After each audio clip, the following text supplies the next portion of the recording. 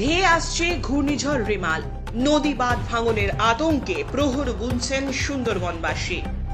নদীর পাড়ে বাস ভাবনা 12 মাস। প্রাকৃতিক দুর্যোগ আসলে এই উপকূলবর্তী এলাকার মানুষের মাথায় যেন হাত পড়ে। ধেয়ে আসছে ঘূর্ণিঝড় রেমাল, আর তাতেই নতুন করে আশঙ্কার মেঘ ঘনীভূত হয়েছে সুন্দরবনের উপকূলবর্তী এলাকার মানুষের। আবহাওয়া দপ্তরের পূর্বাভাস অনুযায়ী এই ঘূর্ণিঝড়ের ল্যান্ডফল হতে পারে সুন্দরবনের ঝড়খালি লাগোয়া এলাকায়। প্রভাব পড়বে গঙ্গাসাগরেও, আর তা নিয়েই ভগ্নপ্রায় নদীবাঁধ নিয়ে এখন চিন্তায় সুন্দরবনবাসী। প্রতিবারই প্রাকৃতিক বিপর্যয় আসে। পাথর প্রতিমা, জিপলজ, নামখানা, মৌসুমী, ঘোড়ামারা, গঙ্গাসাগরের একাধিক জায়গায় দুর্বল নদীবাঁধ ভেঙে এলাকার মানুষ ব্যাপক ক্ষতিগ্রস্ত হন। তাই নতুন করে আবারও আশঙ্কার মেঘ দেখছেন এই অঞ্চলের মানুষেরা। এর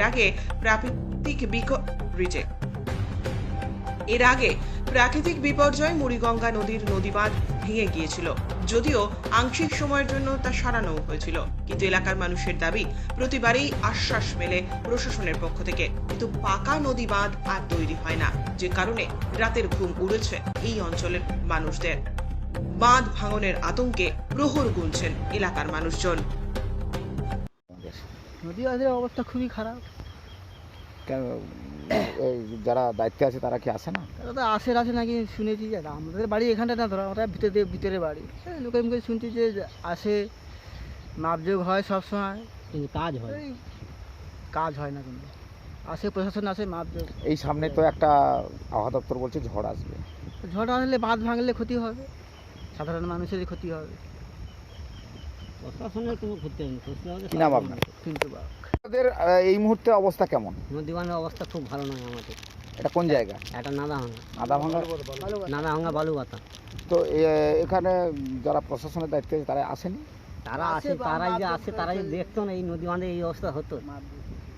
নদী বাঁধে খুব একটা ভালো নয়, ভেঙে গেছে। এই যদি আবার ঝড় আসবে বলছে, আবার জড়িত হয়, আবার তো আবার ক্ষতিগ্রস্ত হবে, আবার আমরা খেতে পাবো না।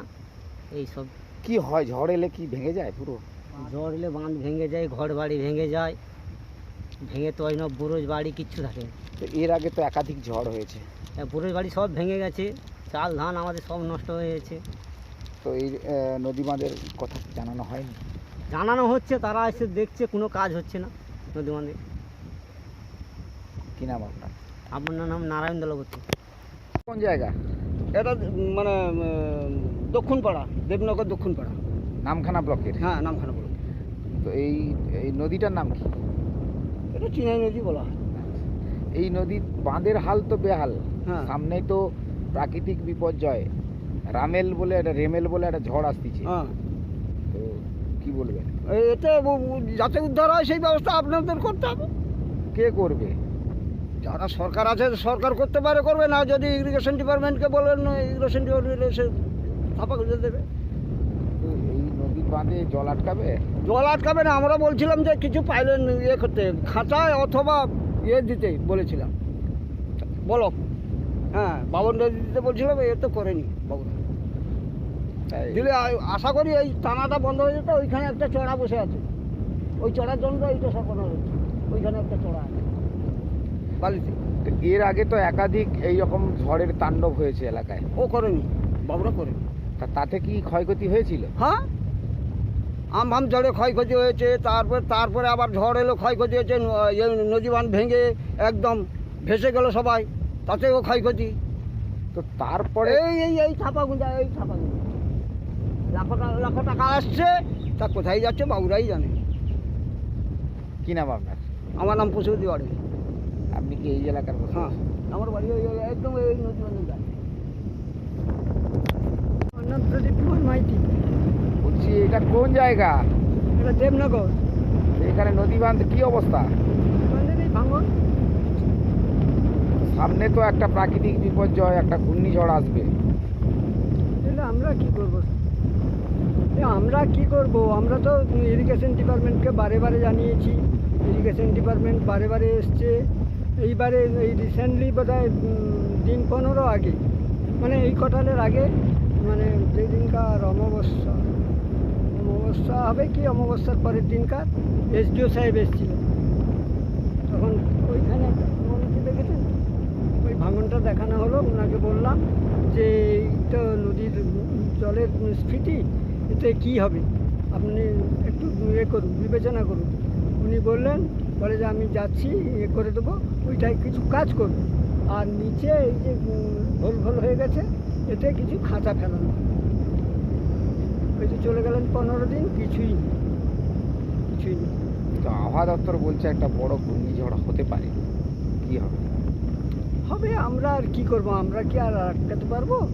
এর আগে তো বড় বড় ঘূর্ণিঝড় হয়েছে, তাদের কিছু ক্ষতি হয়েছে? ঘূর্ণিঝড় হয়েছে, ইয়াস হয়ে গেছে, মানে আমফান হয়েছে, বুলবুল হয়েছে, মানে তার আগে আয়লা হয়েছে, সবটাই হচ্ছে। কিন্তু আমাদের এখানে হলো আয়লা, হলো আয়লার বাঁধ পেল মধ্যপাড়া। আমাদের আয়লা নেই, আমাদের কিনে দিচ্ছিলেন বলে আমাদের আয়লা টালা দিচ্ছিলেন। আমরা কী করব? ওই তো সেদিনকার তো মানে আমাদের এখানকার মানে উনি আগে ছিলেন পঞ্চায়েত মেম্বার, মানে প্রধান। এবারে উনি মানে সমিতিতে দাঁড়িয়েছেন, সমিতিতে চলে গেছেন। ওনার সামনেই এসডিও সাহেবের কথাবার্তা বলে ওইটা ভাঙনটা অজিতবাবু দেখবে। কোথায় অজিতবাবু, কোথায় বিডিও সাহেব, এসডিও সাহেব, কেউ তো আসে। কি চাইছে? আমরা কি চাইবো? আমরা যা কিছু চাইছি আমাদের তো কোনো কথাই নিচ্ছে না। এইখানে ডেজার দিয়ে মাটি নদীর গর্ভ থেকে তুলে আনলো। আমরা মানে ইরিগেশন ডিপার্টমেন্টকে জানালাম, যিনি ঠিকাদার ছিলেন তিনি বলছে এটা তো চেঁচে নেওয়া হয়েছে, এতে কী ক্ষতি হয়ে যাবে। তারপরে মানে ইরিগেশন ডিপার্টমেন্টের যিনি ছিলেন তিনি বললেন যে না, এটা করা ভুল হয়েছে, উনি চলে গেলেন। এই যে ভাঙনটা হয়েছে এটা তো চেঁচে নিয়েছে, কী করবো? আমাদের তো কিছু বলার নেই। নদীটার নাম কি? চেনাই নদী। কি নাম আপনার? আমার নাম প্রদীপ কুমার মাইতি। আপনি এখানকার বসবাস করেন? আমার বসবাস বলতে এইসব জায়গাগুলি তো আমাদের ওয়ালটা পড়ে গেল। বিডিও সাহেব, প্রধান সাহেব দুজনেই দেখলেন, উনি দাঁড়িয়ে মানে ইনকোয়ারি করলেন।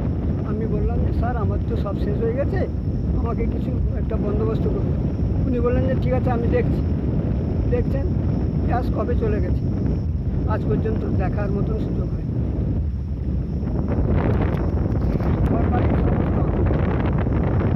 দাদা নদী বাঁধ কি হাল? খুবই খারাপ।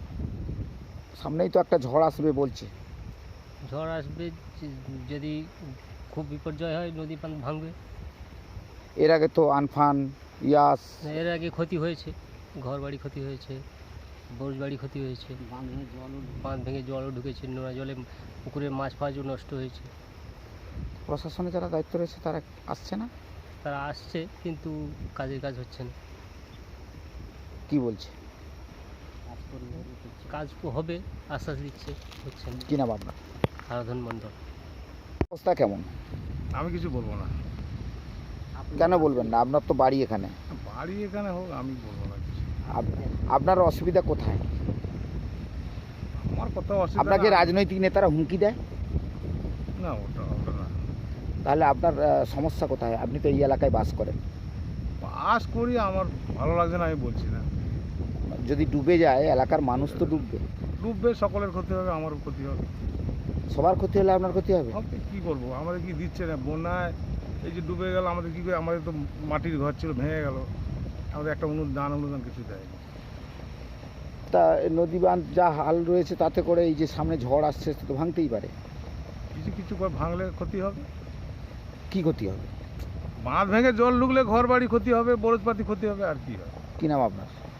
আমার নাম তিনাল মণ্ডল। এলাকায় রয়েছেন, নদীর অনেকটা ফাটল ভাঙন, কতটা আতঙ্কে রয়েছেন কি বলবেন? সে তো আতঙ্কে আছে অবশ্য। নদী বাঁধ এই তো দেখছেন তো ফাটে গেলে কী অবস্থায়, ভয় আছে কোথায় জল টল ঢুকবে বা কী হবে তো ঠিক নেই। ওই জন্য সবসময় সতর্ক রাখতে হবে। না এই পর্যন্ত কোনো বাড়ির লোক তো প্রায় তো আসে, যখন ঢুকলে ঢুকতে পারে। মোটামুটি আতঙ্কে রয়েছেন। হ্যাঁ, আপনার নাম? আমার নাম স্বপন মণ্ডল।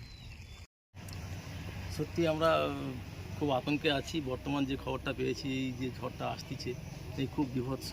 এবং এই ঝড় পড়বে আমাদের পুরো এই একমাত্র ওই বকখালি থেকে শুরু করে আমাদের এই সাগর এর উপর দিয়ে যাবে। আর আমাদের বাড়িও নদীর ধারে, মানে আমরা খুব সন্ত্রাসে আছি, যেহেতু এখানটায় বাঁধের যা অবস্থা, বাঁধের বালি মাটি হওয়ার জন্য বাঁধের মাঝ বরাবর নিচ থেকে একদম পুরোটা একদম চলে যাবে। আর একটু জল বাড়লে মানে বাঁধটা ভেঙে যাবে। আর যা জলোচ্ছ্বাস হওয়ার যে কথাটা, যদি ঝড় হয়, এমনি এটা ভরা কটাল, সামনে বুদ্ধ পূর্ণিমা গেল আগামী দিন, গতকাল, তো এতে জল বাড়বে এবং বাঁধ ভেঙে গেলে আমাদের প্রচুর ক্ষতি হবে। জল ঢুকে গেলে আর এখানে বাঁচার কোনো রাস্তা থাকবে না। আর সরকারের কাছে আমরা অনেকবার রিকোয়েস্ট করেছি, বার্তাও পাঠিয়েছি সেই আমফান থেকে, এখনও পর্যন্ত সরকার কোনো নেয়নি। জানি না কি হবে। এই যে প্রাকৃতিক দুর্যোগ আসছে, এই জন্য সতর্কবার্তার জন্য কোনো আপনাদের মাইকিং প্রচার কিংবা ফ্লাড হাউস ওপেন করেছে পঞ্চায়েতের বা সরকারের পক্ষ থেকে? সরকারের পক্ষ থেকে মাইকিং প্রচার একটা হয়েছে এবং আমাদের সরকার বার্তা দিয়েছে যে তোমরা পাশাপাশি কোনো স্কুলের ছাদে কিংবা ফ্ল্যাট হাউস আছে, যে ওখানে গিয়ে তোমরা নিরাপদে থাকবে, সে জায়গায় সব কিছু নিয়ে যাওয়ার কথাও বলেছে। কতটা আতঙ্কে রয়েছেন মনে করছেন কি? কতটা আতঙ্কে? আতঙ্ক মানে প্রচুর আতঙ্কে আছি, জানি না কি হবে। আপনার নাম? সব ঈশ্বরের উপরে। আপনার নাম? আমার নাম বিপ্লব বর্মন। আমরা তো মানে খুবই আতঙ্কের মধ্যে রয়েছি। আমাদের নদীবাঁধ সেই দীর্ঘ আয়লার সময় থেকেই এখনো পর্যন্ত নদীবাঁধ সঠিকভাবে সারানো হয়নি। গভর্নমেন্ট বহুবার আমাদের কাছে প্রতিশ্রুতি দিয়েছিলেন যে নদীবাঁধগুলো আয়লা বাঁধ হিসেবে ব্লক পিচিং করে দেবেন, কিন্তু আজও পর্যন্ত হয়নি। আমার বাড়ির সামনে যে নদী বাঁধে বিশাল এক ভোগা পড়েছিল, আমরা বহুবার পঞ্চায়েত, ইরিগেশন ডিপার্টমেন্ট বিভিন্ন জায়গায় জানিয়েও বহু কষ্টে আগামী দিন সেটা যে কিছুটা হলেও সারানো হলেও আমরা প্রচণ্ড আতঙ্কের মধ্যে আছি, যে কোনো মুহূর্তে নদীবাঁধ ভেঙে আমরা ভেসে যেতে পারি। এই যে আয়লা ঝড়, এই যে ঝড় যে আসবে বা প্রাকৃতিক দুর্যোগ হবে, এই জন্য পঞ্চায়েত কিংবা বিডিও অফিস বা প্রশাসন থেকে আপনাদের কোনো জায়গায় সরানোর কোনো ব্যবস্থা করেছে? হ্যাঁ, সেটা ব্যবস্থা করেছে, মাইকিং করছে প্রশাসন থেকে, যতটুকু ওরা করছে, কিন্তু সেটা ঠিক মানুষের মনঃপুত নয়। যেটা হওয়া উচিত সেভাবে হচ্ছে না। চাইছেন কি? আমরা চাইছি যাতে গভর্নমেন্ট নদীবাঁধগুলোকে একদম সুন্দর সুরক্ষিতভাবে যেন ব্লক পিচিং করে বাঁধগুলোকে সঠিক করে, তাহলে ওই হলেই মানুষ আপাতত ভরসায় থাকবে। এই যে প্রাকৃতিক দুর্যোগের জন্য নদীতে মাছ ধরা নিষেধাজ্ঞা জারি করেছে, এতে কি কেউ যাচ্ছে মনে হচ্ছে আপনার? না, কেউ যাচ্ছে না, ট্রলার কেউ যাচ্ছে না, সবই ঘাটে বসে আছে। আপনার নাম? তরুণকান্তি জানা।